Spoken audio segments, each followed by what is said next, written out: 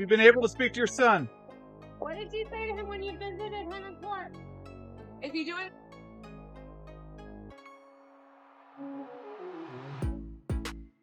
How are you feeling today? "I can't defend you anymore, Dad." Those words echoed through the courtroom, shaking the very foundation of Diddy's defense. His son's testimony hit like a bombshell, leaving the music mogul visibly shaken, unable to meet his son's gaze. What followed were 7 minutes of devastating revelations that had jurors leaning forward in their seats and prosecutors exchanging knowing glances. The family loyalty Diddy had counted on to shield him suddenly crumbled, right before everyone's eyes. The last hearing before Sean Combs' trial starts. When he walked into federal court today, he appeared to be looking for his family. They've pretty much been at all of the hearings that I've been to, but there was no presence of his sons or his mother or his sister who had previously been at those hearings. Judges ruled that he would be a threat to intimidate witnesses and victims if released. The 17-page indictment against Combs accuses him of using employees of his business endeavors, including record labels, a recording studio, an apparel line, an alcoholic spirits company, a marketing agency, a media company, and television network to facilitate his crimes through acts that included kidnapping, arson, and bribery. If convicted on all charges, which include racketeering conspiracy, sex trafficking, and transporting people across state lines to engage in prostitution, Combs faces a possible sentence of decades in prison. Well, Bill and Sade, accepting a plea agreement would mean that Sean Combs would have to admit to trafficking and force. And today he made it very clear that was not going to happen. Diddy maintained all along these encounters involved consenting adults and plans to take his chances that a jury agrees. Well, it's not up to me. It's up to Mr. Combs, and I don't see it happening. Why? Because he believes he's innocent. He believes he's innocent.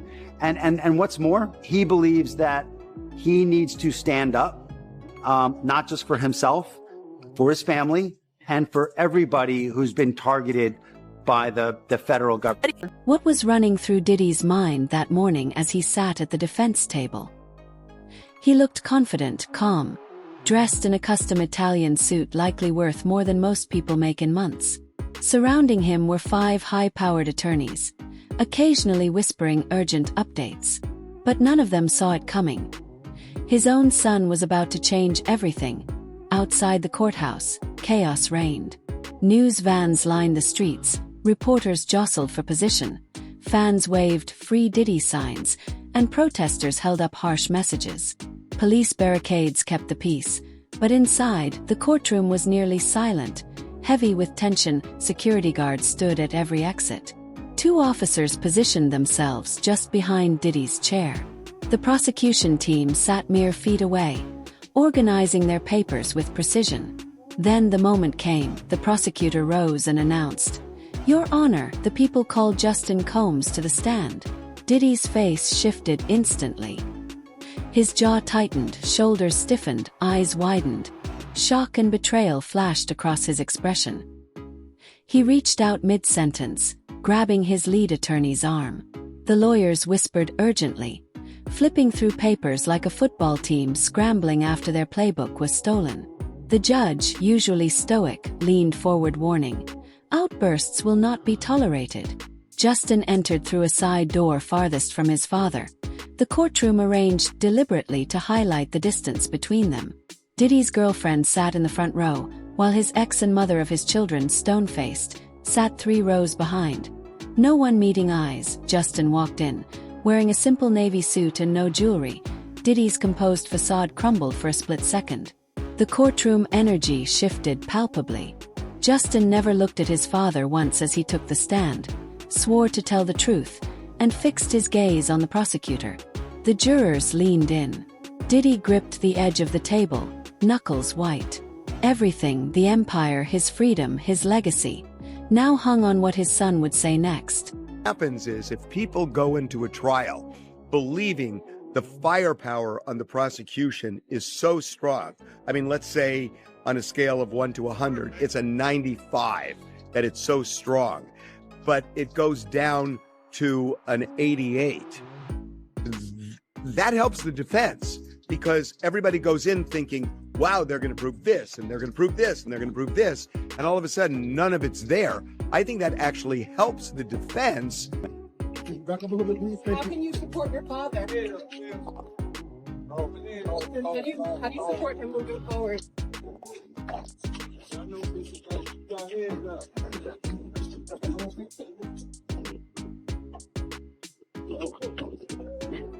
Me come here to support Puff. I'm supporting Puff because he's innocent, and I'm wholeheartedly believing his innocence, and I know he's innocent. So, You said you know he's innocent. 1,000%. Mr. Combs feels A, he's innocent, which is why he's not going to plead guilty. B, he's going to be truthful about this case because he wants to portray that to the people who have loved him his whole life. And I think he also feels an obligation to people in general.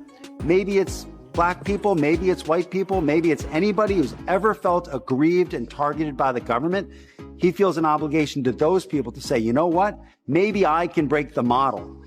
Maybe I can show the world that a black man can win, in federal court.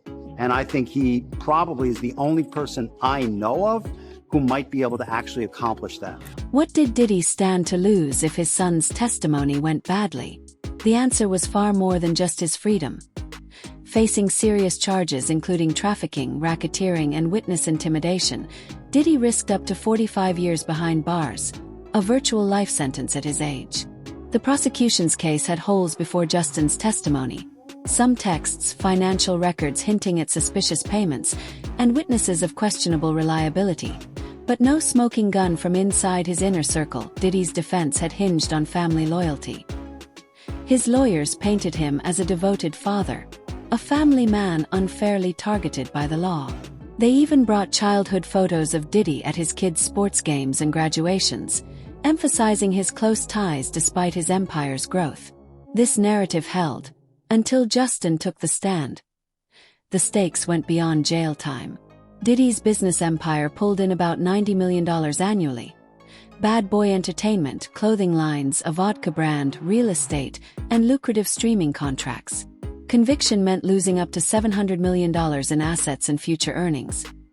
4 years Diddy's public image had been a carefully crafted transformation. From Puff Daddy to P. Diddy, then simply Diddy. A savvy businessman evolving beyond music. But that image shattered with every headline. Former collaborators distanced themselves, parties dried up, and even Justin Bieber, once a mentee, stopped returning calls. The prosecution timed Justin's testimony perfectly, waiting until Diddy looked composed, confident, then letting his own son dismantle that facade. The psychological impact was devastating. You could see Diddy's confidence crack. Would Justin's words save or destroy his father? The courtroom held its breath. If Justin supported his father's story, the jury might dismiss other witnesses as opportunists. But if Justin confirmed prosecutor suspicions, Diddy using his businesses for illegal payments, threatening witnesses, and engaging repeatedly in criminal acts, the defense would collapse instantly. The prosecutor's question hung in the air. Mr. Combs, did you ever witness your father engage in these activities at his home? The courtroom went silent.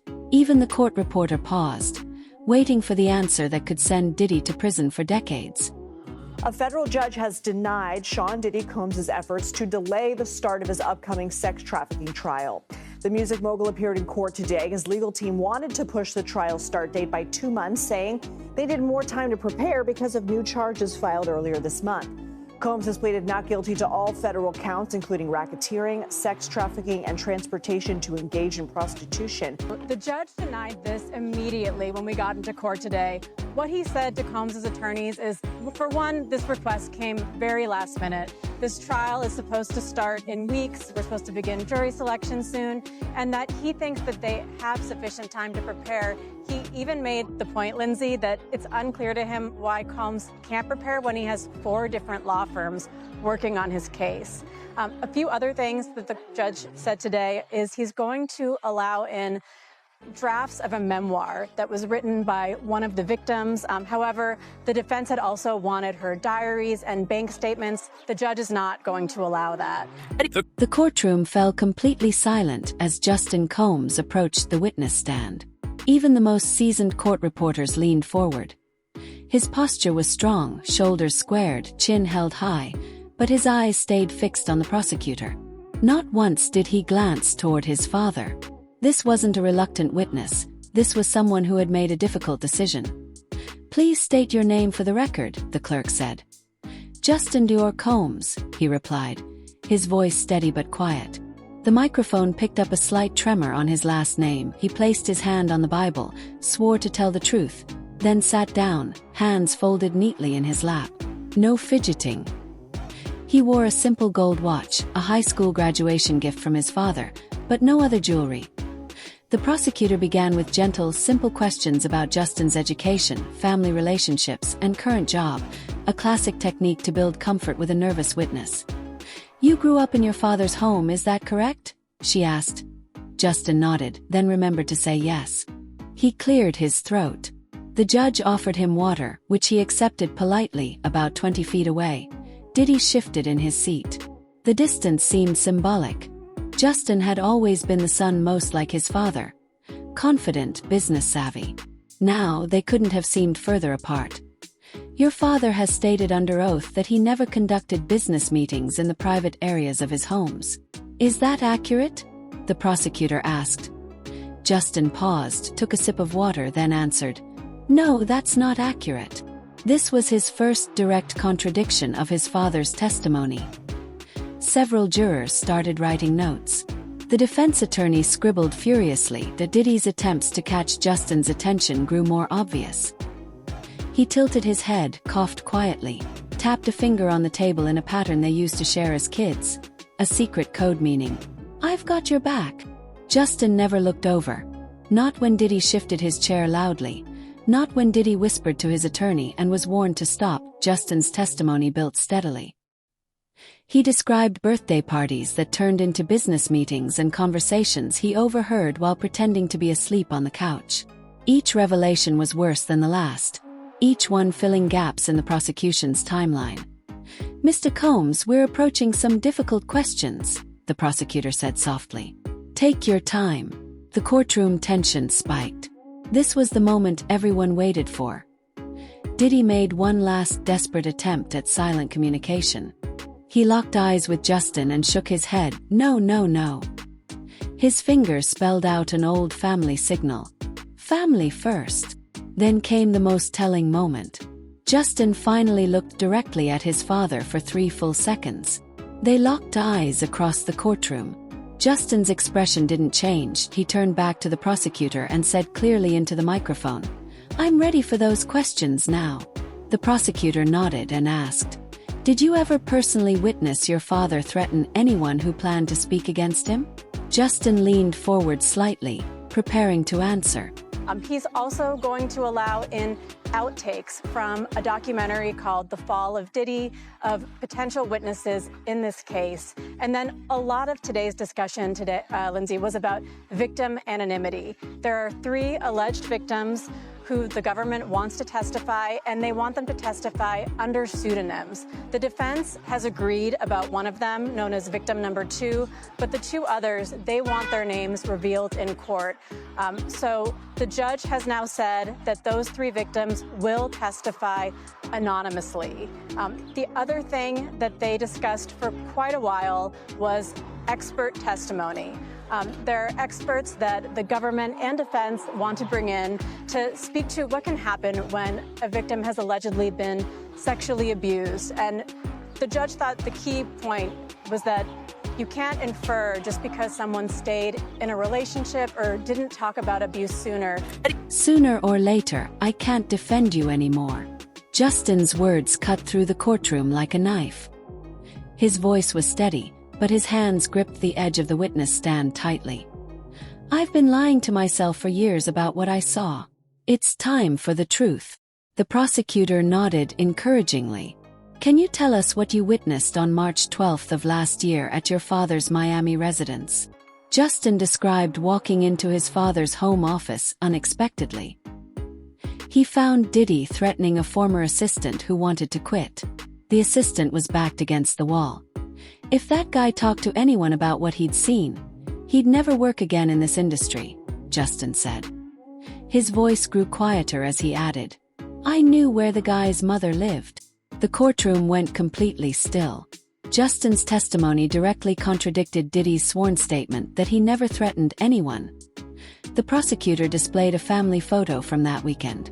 Is this the visit you're referring to? Justin confirmed it was. Then she pulled up text messages Justin had sent his girlfriend that night. Dad's losing it. Scary stuff happening here. Justin's voice changed when he described another incident. It became almost mechanical, as if he was detaching himself from the memory. Christmas 2020. Dad thought everyone was asleep. I came downstairs for water and saw him with 3 of his business partners. They were counting cash stacks, arguing about payments to people I didn't know. This aligned perfectly with financial records showing unexplained cash withdrawals. The most damning part came when Justin revealed private family conversations. Dad always told us, family meetings stay in the family. That was his #1 rule. He described how Diddy would gather the family after any public scandal and coach them on what to say. We had to practice answers to reporters' questions until he was satisfied. The courtroom fell silent when the prosecutor asked, "What made you finally decide to testify against your father?" Justin looked down. "I found journal entries my little sister wrote. She was scared all the time. Said she couldn't sleep because of things she saw." His voice broke. "I couldn't let her grow up thinking that was normal." Justin then provided specific dates and locations, filling crucial gaps in the prosecution's timeline. He recalled exactly who attended certain meetings, what was discussed, even where people Saturday. His detailed memory surprised even the prosecutors. The room tensed as the prosecutor approached her final questions. "Mr. Combs, we need to discuss what happened at the family gathering on July 4, 2021. Justin took a deep breath. "That was the day I knew I had to get away from him."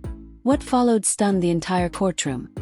Justin revealed that during that private family gathering, Diddy had assembled his children and closest associates and made everyone surrender their phones, which were placed in a locked box. Then Diddy admitted to crimes the prosecution hadn't yet charged him with. He detailed how he built a system of blackmail and intimidation to control people in the industry. He was proud of it, Justin said. "He told us this was how real business worked. He said he was teaching us so we could take over someday." The final blow came when Justin revealed Diddy had recorded this meeting himself as a family legacy video, and that Justin knew exactly where to find it. Yeah, Stephanie, I think the defense is going to look for people who are open to non-traditional lifestyles, who can receive evidence of what defense will sort of style as sex, drugs, and rock and roll, and not get put off and not rush to judgment. On the flip side, the prosecution is going to be looking for folks who are not going to be distracted by, the new shiny object over here, who are not going to get off course by any kind of circus the Diddy team may try to bring into this trial. So, this has garnered much media attention. How does that factor in when it comes to selecting a jury? Because no doubt most people have heard of what is going on.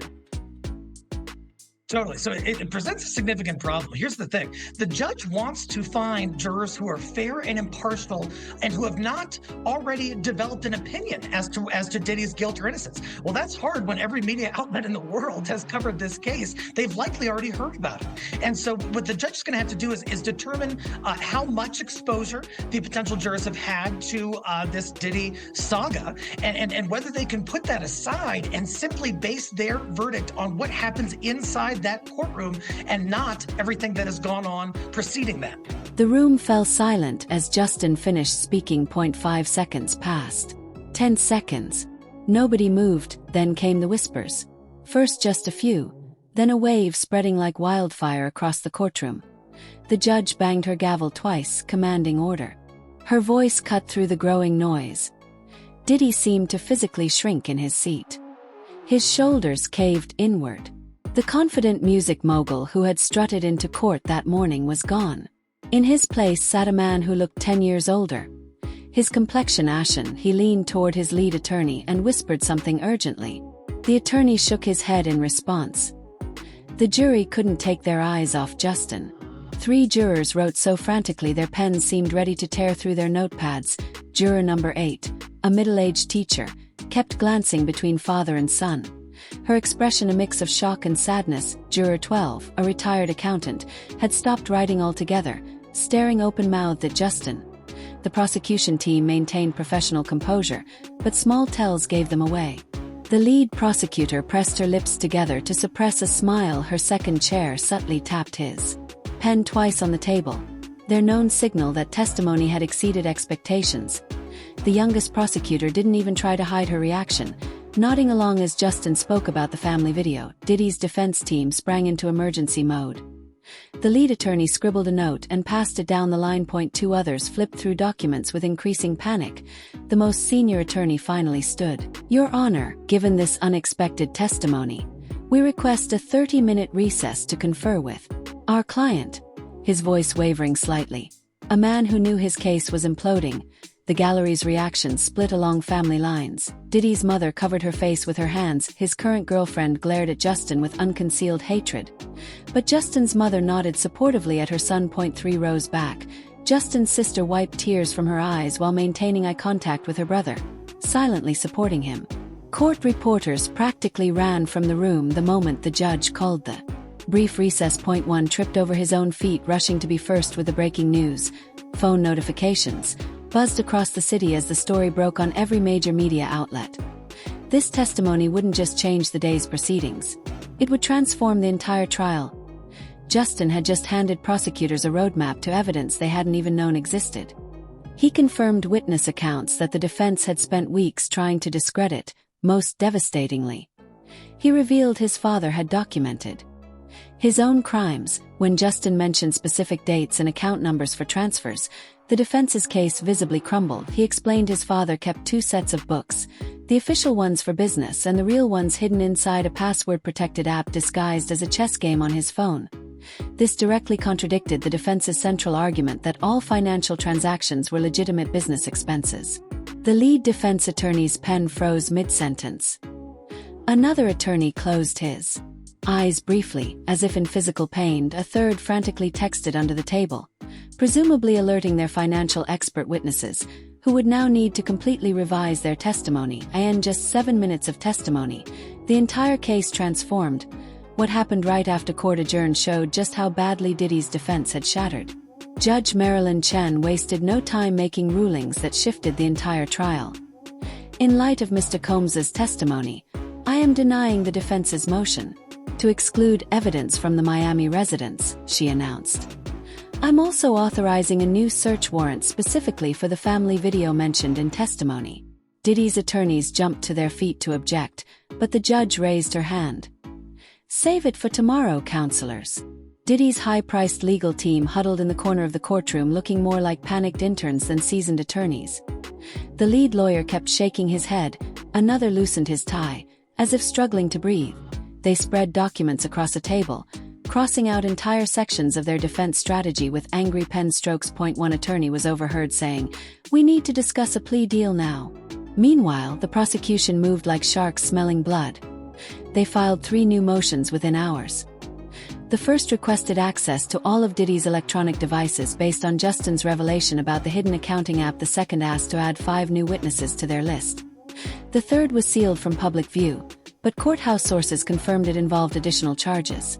The media explosion was instant. Justin's testimony made headlines everywhere, from TMZ to the Wall Street Journal. News helicopters hovered over the courthouse. Social media flooded with video clips of Diddy's face as Justin spoke. 1 body language expert's viral tweet read, "Watch his left hand shaking.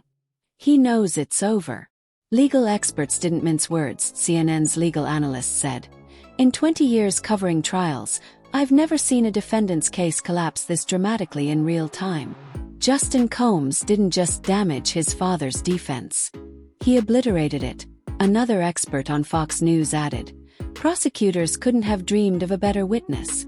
Who better to destroy your carefully crafted family man image than your own son?"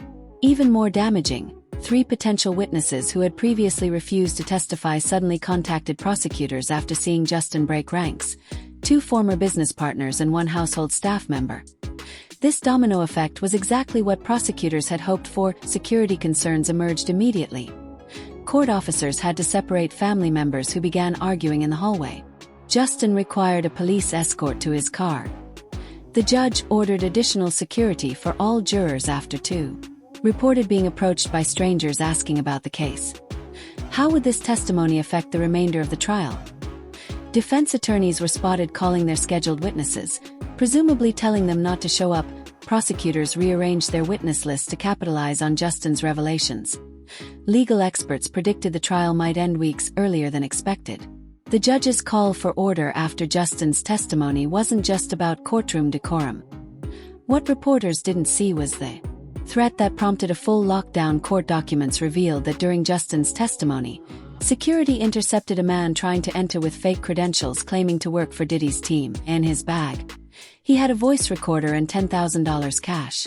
This security breach forced the judge to order a complete courtroom lockdown and emergency security review for the remainder of the trial. Diddy left the courtroom that day. He wasn't surrounded by his usual flashy entourage. Just grim-faced attorneys rushed him toward a waiting SUV with tinted windows. The powerful music mogul who once controlled every room now looked small. Defeated. His son's words changed everything. The testimony that was supposed to save him became the turning point that might send him to prison for decades. Diddy built his empire on loyalty, image, and family. Now his own son's truth tore it all down in just 7 minutes flat. The case isn't over yet, but one thing is certain.